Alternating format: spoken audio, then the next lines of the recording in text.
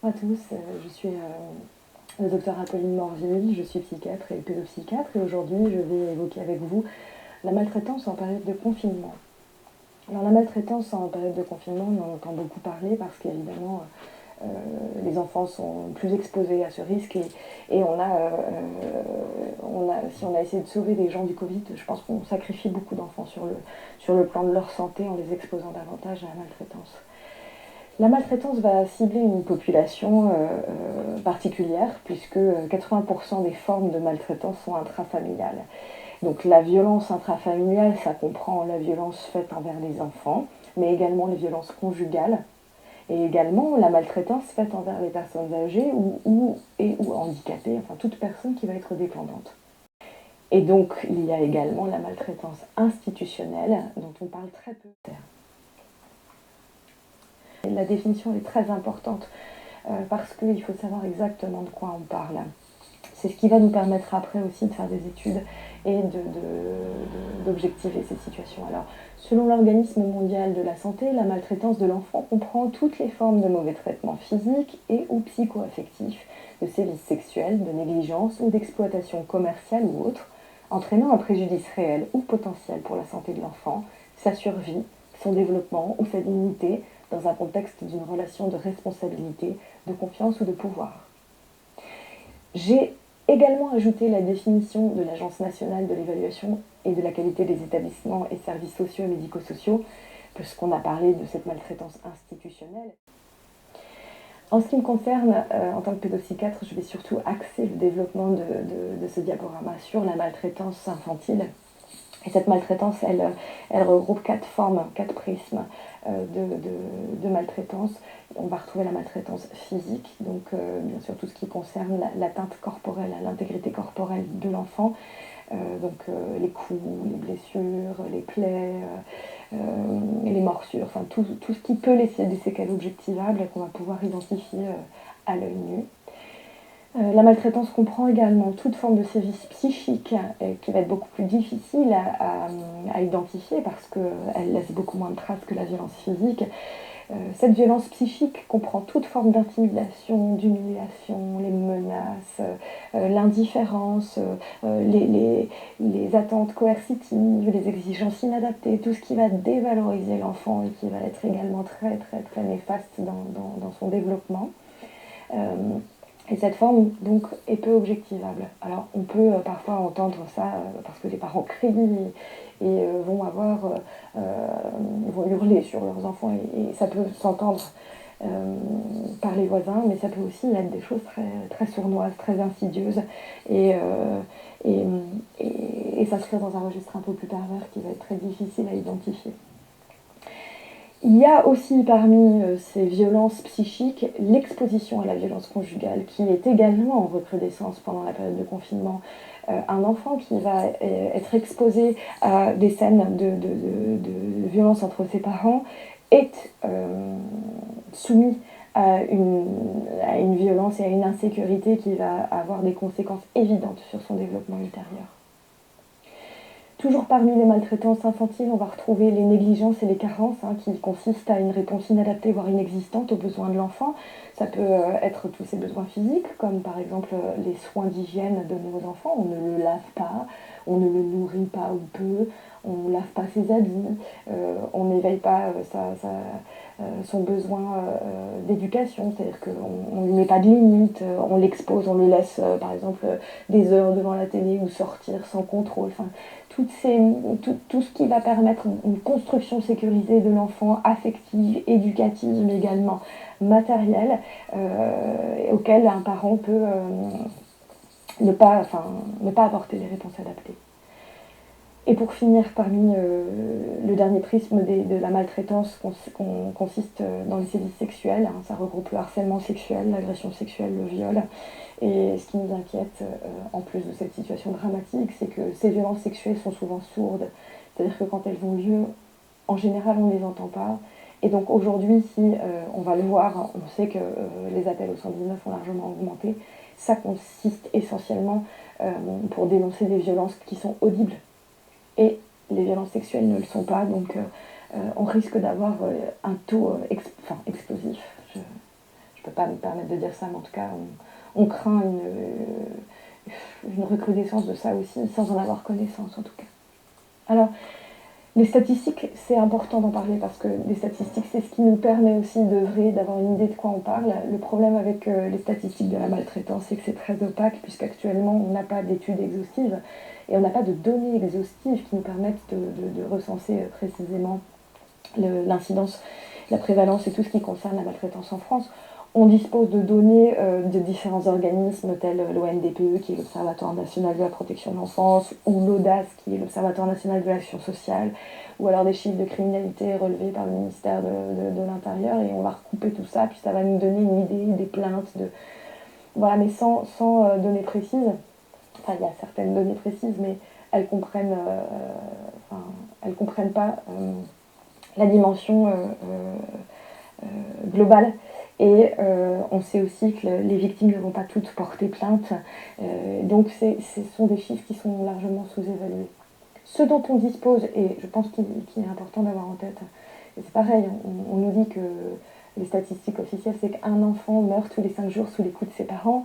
Il y a eu d'autres études qui ont poussé de façon beaucoup plus aboutie cette recherche, notamment en reprenant les autopsies des enfants de moins d'1 an qui étaient morts.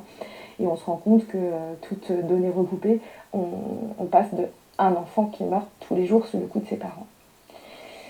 Il y a une étude également connue dans le Lancet en 2009 qui parle d'un enfant sur 10, 10% d'enfants dans les pays à haut niveau de revenus qui seraient victimes de maltraitance.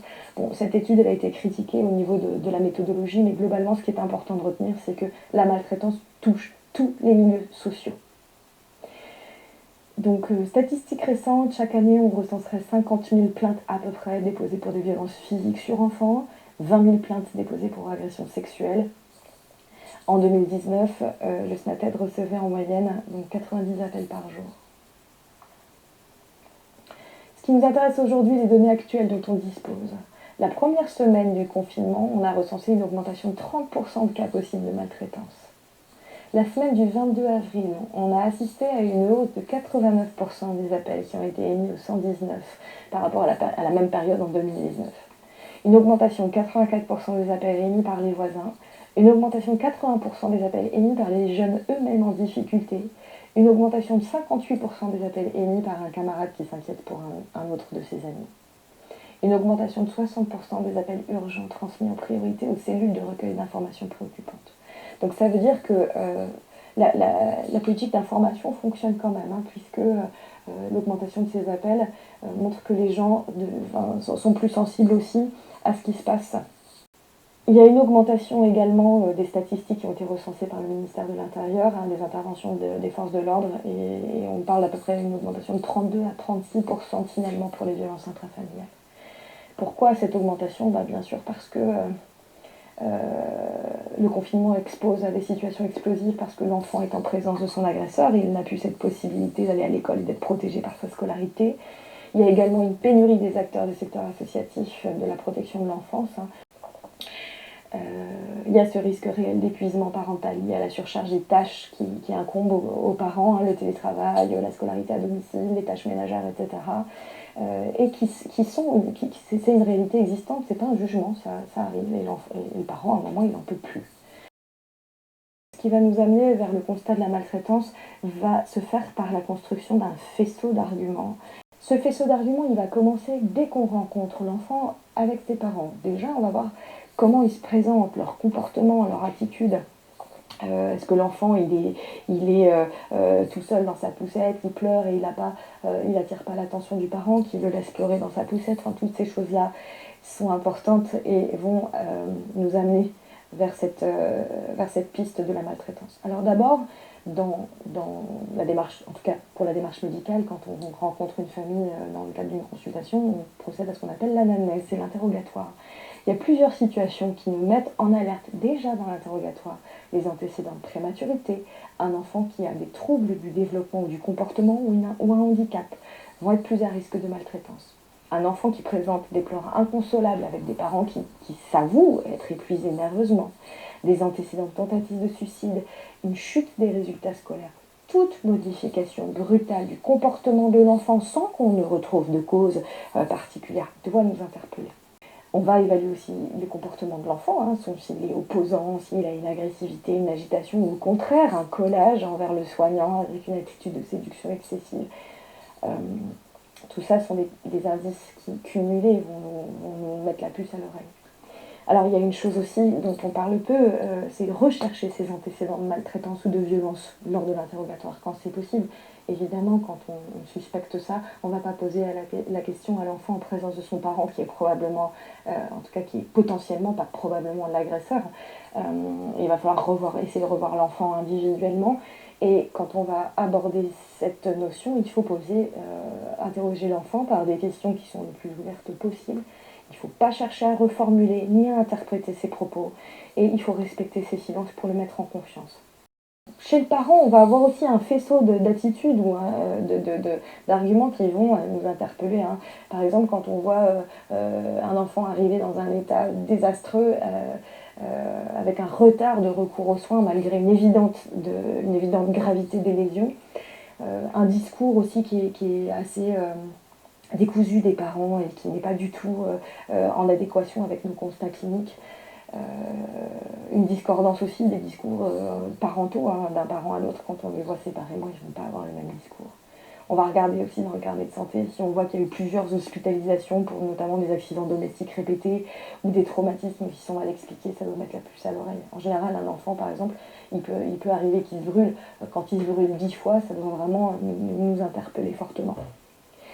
On va voir également aussi l'attitude des parents, s'ils ont une fuite dans la rencontre. Hein. Moi, ça m'est arrivé de vouloir voir des parents et de jamais arriver à les rencontrer en consultation. Et l'enfant, il était seul aux consultations.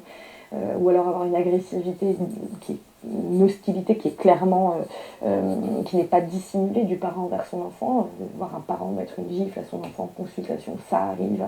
Voir un parent indifférent ou alors un parent intrusif qui s'impose dans les soins, qui veut tout savoir de ce qu'on fait, de ce qu'on dit, etc. Ça doit nous interpeller aussi.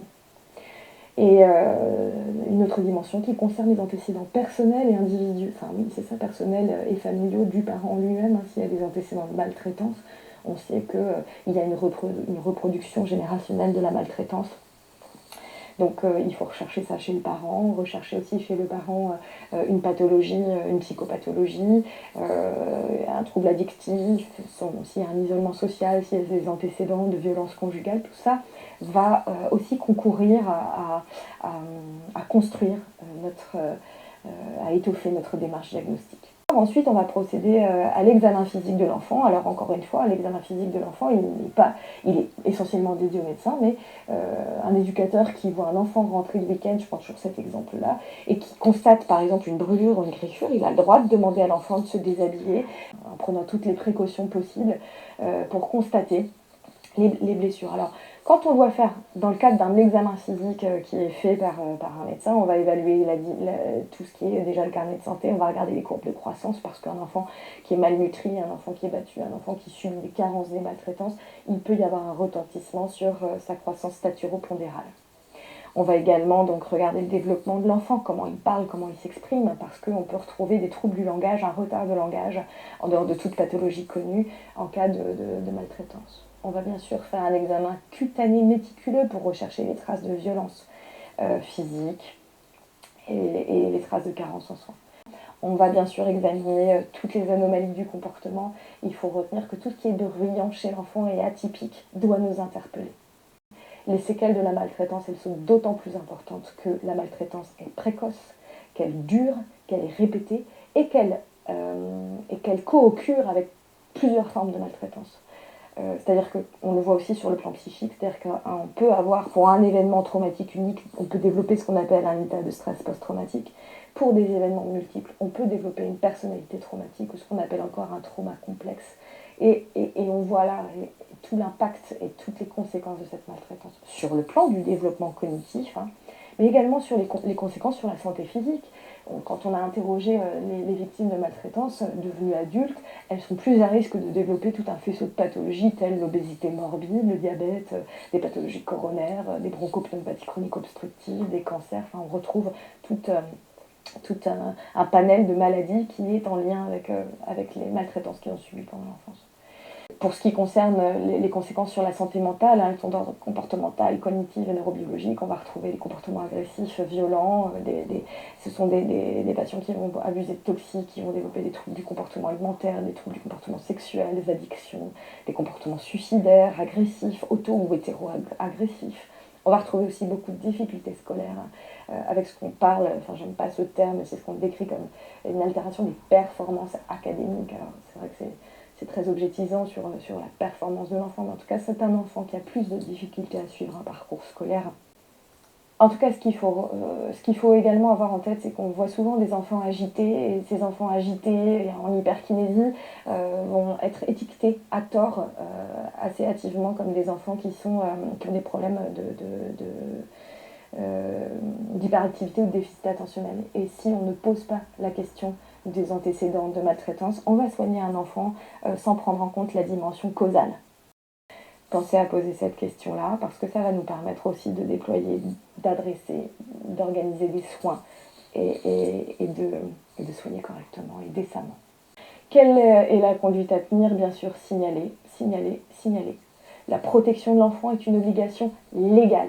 Le médecin ou un autre professionnel de santé n'a pas à être certain de la maltraitance. Nous, notre profession, c'est pas d'apporter la preuve. Ça, c'est le job des forces de l'ordre. C'est le travail de la police, des gendarmes. Nous, si on a un doute, on signale. Après, si on ne le fait pas, c'est de la non-assistance à personne en danger. Pour ça, il y a de nombreux numéros qui sont mis à notre disposition. Actuellement, dans cette période particulière du Covid, on peut envoyer un SMS au 114 qui normalement est un numéro dédié aux personnes qui sont malentendantes. Ça a été mis à disposition de tout le monde pendant la période du confinement.